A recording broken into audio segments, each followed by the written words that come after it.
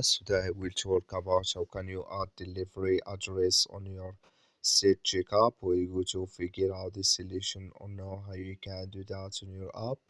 So all you have to do inverse, you just go down clicking this sign down here. So when you click on it, it's going to take you to your profile here. Then you go down, just keep going down here. You click here on delivery address. You click on delivery addresses here. Then you click here on add new address.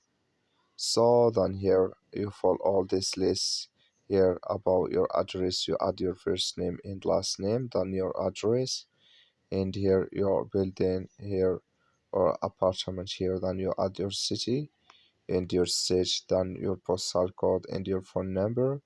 Click here on add address, then it's going to add with you.